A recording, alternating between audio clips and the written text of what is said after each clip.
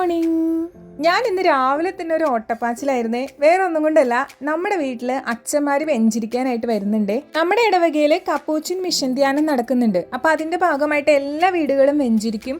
അപ്പൊ നമ്മൾ വീടും പരിസരമൊക്കെ വൃത്തിയാക്കിയിട്ട് വീടൊക്കെ ഒരുക്കി വെക്കണം.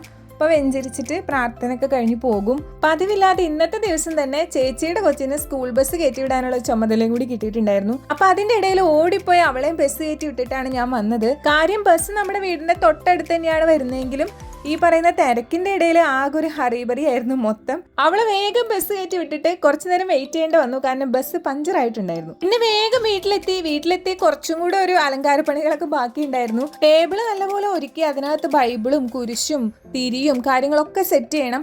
അപ്പൊ അതൊക്കെ വെക്കാനുള്ള ഒരു ധൃതിയായിരുന്നു. അതൊക്കെ കഴിഞ്ഞു, എല്ലാം സെറ്റ് ആയിട്ടുണ്ട്. ഇപ്പോഴും അച്ഛൻ വന്നിട്ടില്ല, അപ്പൊ വെയിറ്റിംഗ് ആണ്. അപ്പൊ എങ്ങനെ ഉണ്ടായിരുന്നു ഇന്നത്തെ നിങ്ങളുടെ മോർണിംഗ്? എല്ലാവർക്കും ഹാവ് എ നൈസ് ഡേ.